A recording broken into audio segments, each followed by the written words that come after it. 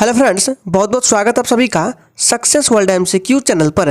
तो चलिए आज आपका बिहार फार्मिंग परीक्षा 2022 के लिए जनरल साइंस प्रैक्टिस सेट 3 चलेगा। इससे पहले आपका 2 प्रैक्टिस सेट हो चुका है। अगर आपने दोनों प्रैक्टिस सेट को नहीं देखा है तो जाकर देख लीजिए, लिंक आपको वीडियो के डिस्क्रिप्शन बॉक्स में मिल जाएगा। और फ्रेंड्स, साइंस प्रैक्टिस सेट के एक एक क्वेश्चन आपके एग्जाम के लिए अत्यंत महत्वपूर्ण है, इसलिए आप एक भी प्रैक्टिस सेट को मिस ना करें। तो जल्दी जल्दी से सभी लोग लाइव में आ जाइए। सभी को गुड इवनिंग, गुड इवनिंग। तो चलिए आज की इस क्लास को स्टार्ट करते हैं। तो आज के सेशन का सबसे पहला प्रश्न है, वायरस होते हैं एक कोशिकीय होते हैं, अकोशिकीय होते हैं, बहुकोशिकीय होते हैं या इनमें से कोई नहीं? मोस्ट इंपॉर्टेंट प्रश्न आपके एग्जाम के लिए। चलिए फटाफट से लाइव चैट में आंसर करते जाएंगे। और फ्रेंड्स, आपको प्रत्येक क्वेश्चन के आंसर लाइव चैट में करना है ताकि आपका रिवीजन भी प्रॉपर हो सके। तो इसका राइट आंसर क्या जाएगा, याद रखिएगा। वायरस क्या होते हैं? तो अकोशिकीय होते हैं। ऑप्शन 20 प्रश्न का बिल्कुल सही जवाब हो जाएगा। याद रखिएगा, वायरस अकोशिकीय होते हैं। और वायरस की खोज पूछे तो याद रखिएगा, इवानोवास्की ने 1892 ईस्वी में किया था। अगला प्रश्न है, हीमोफीलिया रोग किस एक का उदाहरण है? मोस्ट इंपॉर्टेंट प्रश्न आपके एग्जाम के लिए।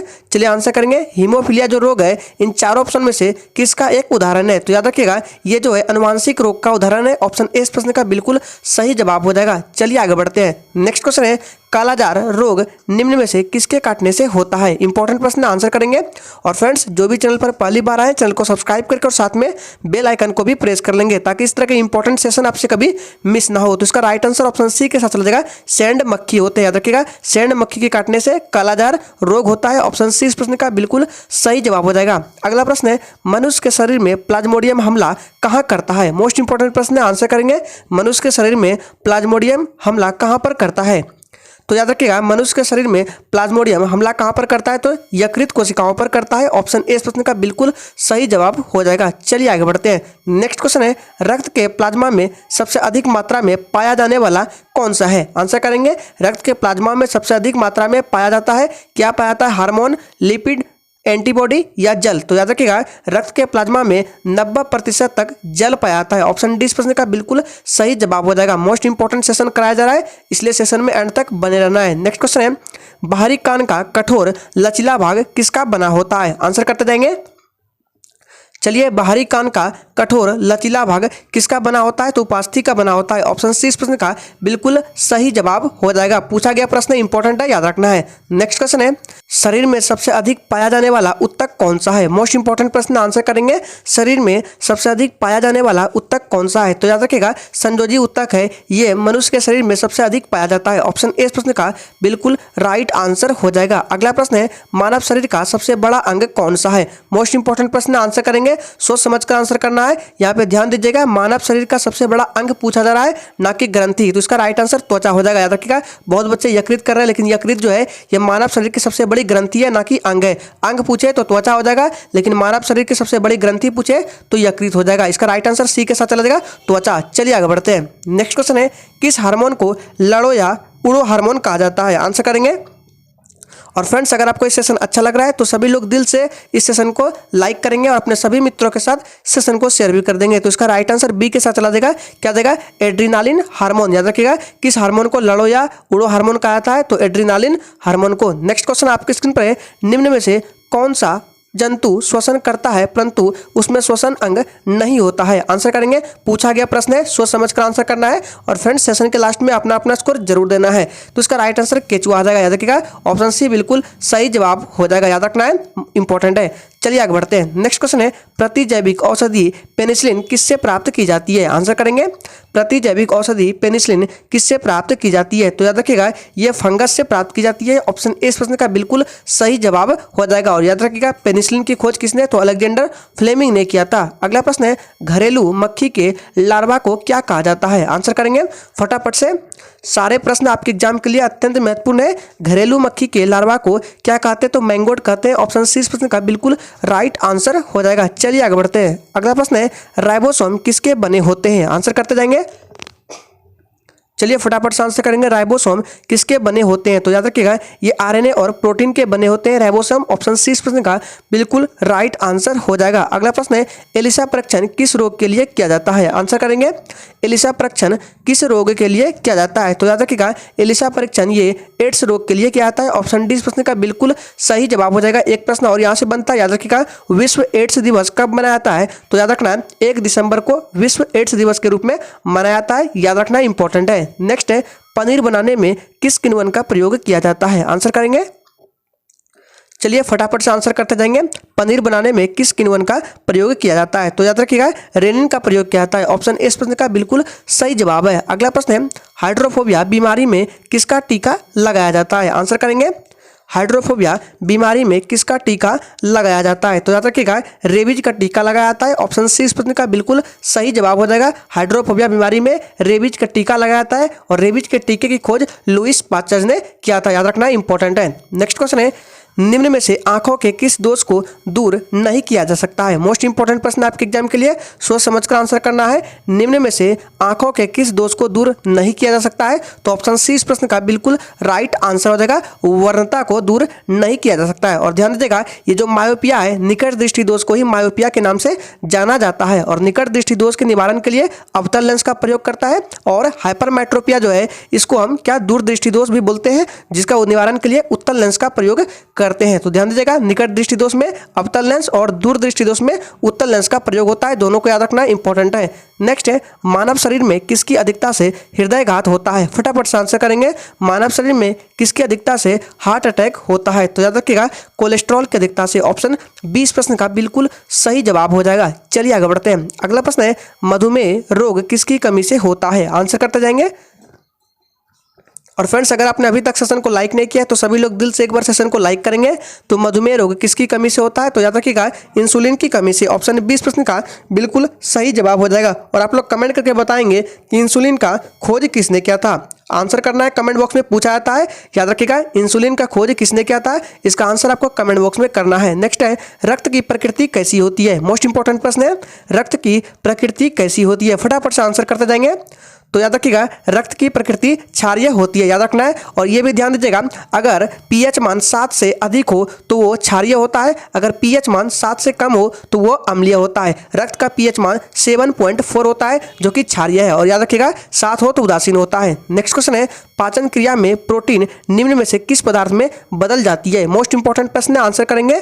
पाचन क्रिया में प्रोटीन जो है ये निम्न में से किस पदार्थ में बदल जाती है? तो ये एमिनो अम्ल में बदल जाती है। ऑप्शन सी इस प्रश्न का बिल्कुल राइट आंसर हो जाएगा। अगला प्रश्न है हरे पौधे को कुल कितने पोषक तत्व की आवश्यकता होती है? आंसर करेंगे हरे पौधे को कुल कितने पोषक तत्वों की आवश्यकता होती है? फटाफट से आंसर करते जाएंगे। तो याद रखिएगा टोटल 16, याद रखना है 16 राइट आंसर हो जाएगा। 16 पोषक तत्वों की आवश्यकता होती है। ऑप्शन सी इस प्रश्न का बिल्कुल सही जवाब हो जाएगा। अगला प्रश्न है कोशिका सिद्धांत का प्रतिपादन किसने किया था? मोस्ट इंपॉर्टेंट प्रश्न है और ये भी प्रश्न पूछा गया, आंसर करेंगे कोशिका सिद्धांत का प्रतिपादन किसने किया? तो स्लाइडन और स्वान ने। ऑप्शन सी इस प्रश्न का बिल्कुल राइट आंसर हो जाएगा। नेक्स्ट क्वेश्चन है दूध में उपस्थित कौन सा प्रोटीन पाया जाता है? आंसर करते जाएंगे दूध में उपस्थित कौन सा प्रोटीन पाया जाता है? चलिए तो इसका राइट आंसर क्या हो जाएगा? केसिन हो जाएगा। याद रखिएगा दूध में उपस्थित केसिन पाया जाता है। ऑप्शन 20 प्रश्न का बिल्कुल सही जवाब हो जाएगा। चलिए आगे बढ़ते हैं। नेक्स्ट क्वेश्चन है निम्न में से कौन सा प्रबल विद्युत अपघट्य है? आंसर करेंगे निम्न में से कौन सा प्रबल विद्युत अपघट्य है? तो इसका राइट आंसर क्या हो जाएगा? जी बिल्कुल, जो भी बच्चे लाइव चैट में ऑप्शन ए को देने बिल्कुल सही जवाब हो जाएगा हाइड्रोक्लोरिक एसिड। याद रखिएगा ऑप्शन ए बिल्कुल राइट आंसर हो जाएगा। अगला प्रश्न है स्मॉग किसका संयोजन है? आंसर करेंगे स्मॉग जो है ये किसका संयोजन है? चलिए तो ये जो है धुआं और कोहरा का संयोजन है। ऑप्शन डी प्रश्न का बिल्कुल राइट आंसर है। नेक्स्ट क्वेश्चन है निम्न में से कौन नियम गैस से संबंधित नहीं है? मोस्ट इंपॉर्टेंट प्रश्न आपके एग्जाम के लिए। चलिए आंसर करेंगे निम्न में से कौन नियम गैस से संबंधित नहीं है? तो याद रखिएगा जूल का नियम जो है ये गैस से संबंधित नहीं है। ऑप्शन 20 प्रश्न का बिल्कुल राइट आंसर हो जाएगा। नेक्स्ट क्वेश्चन है निम्न में से किसका उपयोग खाना पकाने के लिए किया जाता है? आंसर करेंगे निम्न में से किसका उपयोग खाना पकाने के लिए किया जाता है? चलिए, तो इसका राइट आंसर क्या हो जाएगा? द्रवीकृत पेट्रोलियम गैस। याद रखिएगा, ऑप्शन सी इस प्रश्न का बिल्कुल राइट आंसर हो जाएगा। एलपीजी यानी कि द्रवीकृत पेट्रोलियम गैस, ऑप्शन सी इस प्रश्न का बिल्कुल सही जवाब हो जाएगा। अगला प्रश्न है, किस विटामिन की कमी से जनन क्षमता क्षीण हो जाती है? आंसर करेंगे फटाफट से। चलिए, तो इसका राइट आंसर क्या हो जाएगा? विटामिन ई हो जाएगा। ऑप्शन सी इस प्रश्न का बिल्कुल सही जवाब हो जाएगा। चलिए आगे बढ़ते हैं। नेक्स्ट क्वेश्चन है, ट्रिप्सिन क्या है? आंसर करते जाएंगे। ट्रिप्सिन क्या है? हार्मोन है, विटामिन है, एंजाइम है या लवण है? तो याद रखिएगा, ट्रिप्सिन एंजाइम है। ऑप्शन सी इस प्रश्न का बिल्कुल सही जवाब हो जाएगा। नेक्स्ट क्वेश्चन है, मूल तत्व की आवर्त सारणी बनाने वाले पहले वैज्ञानिक कौन थे? आंसर करते जाएंगे। मूल तत्व की आवर्त सारणी बनाने वाले पहले वैज्ञानिक कौन थे? तो क्या हो जाएगा? राइट आंसर मेंडलीव के साथ चला जाएगा। ऑप्शन सी इस प्रश्न का बिल्कुल सही जवाब हो जाएगा। अगला प्रश्न है, आवर्त सारणी में कौन से तत्व के उच्चतम इलेक्ट्रॉन बंधुता होती है? मोस्ट इंपोर्टेंट प्रश्न आपके एग्जाम के लिए। चलिए, तो इसका राइट आंसर क्या हो जाएगा? जी बिल्कुल क्लोरीन हो जाएगा। याद रखना है, ऑप्शन बी बिल्कुल सही जवाब है। अगला प्रश्न है, प्याज का केंद्र कहाँ पर होता है? आंसर करते जाएंगे, फटाफट से आंसर करेंगे। प्याज का केंद्र कहाँ होता है? तो इसका राइट आंसर क्या देगा? हाइपोथैलेमस में। ऑप्शन ए इस प्रश्न का बिल्कुल सही जवाब हो जाएगा। प्याज का केंद्र कहाँ होता है? तो हाइपोथैलेमस में। ऑप्शन ए इस प्रश्न का बिल्कुल राइट आंसर हो जाएगा। नेक्स्ट क्वेश्चन है, मरासमस नामक रोग में शरीर का कौन सा अंग प्रभावित होता है? आंसर करते जाएंगे फटाफट से। चलिए, 34 के लिए सभी लोग आंसर करेंगे लाइव चैट में। तो इसका राइट आंसर क्या हो जाएगा? जी बिल्कुल 34 का राइट आंसर बी के साथ चला जाएगा, मांसपेशियां। ऑप्शन बी बिल्कुल राइट आंसर है। अगला प्रश्न है, क्वासियोरकर किसकी कमी से होता है? आंसर करते जाएंगे, फटाफट से आंसर करते जाएंगे। क्वासियोरकर किसकी कमी से होता है? तो ये प्रोटीन की कमी से होता है। ऑप्शन डी इस प्रश्न का बिल्कुल राइट आंसर हो जाएगा। चलिए आगे बढ़ते हैं। नेक्स्ट क्वेश्चन है, पोलियो किसके द्वारा होता है? आंसर करते जाएंगे। पोलियो जो है ये किसके द्वारा होता है? प्रोटोजोआ, जीवाणु, अमीबा या डी विषाणु? तो ये जो है विषाणु के द्वारा होता है पोलियो। ऑप्शन डी इस प्रश्न का बिल्कुल राइट आंसर हो जाएगा। चलिए आगे बढ़ते हैं। नेक्स्ट है, आवर्त सारणी के न्यूनतम प्रतिक्रियाशील तत्व कौन से है? आंसर करेंगे।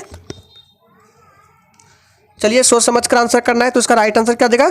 उत्कृष्ट गैस। याद रखिएगा, ऑप्शन सी इस प्रश्न का बिल्कुल सही जवाब हो जाएगा। चलिए आगे बढ़ते हैं। नेक्स्ट क्वेश्चन है, निम्न में से कौन सा एक बेकिंग सोडा का रासायनिक नाम है? आंसर करेंगे। बेकिंग सोडा का रासायनिक नाम आपको बताना है। तो क्या हो जाएगा? बेकिंग सोडा का रासायनिक नाम होता है सोडियम बाइकार्बोनेट। ऑप्शन ए इस प्रश्न का बिल्कुल राइट आंसर हो जाएगा। अगला प्रश्न है, इंसुलिन हार्मोन है जो स्रावित होता है? आंसर करते जाएंगे।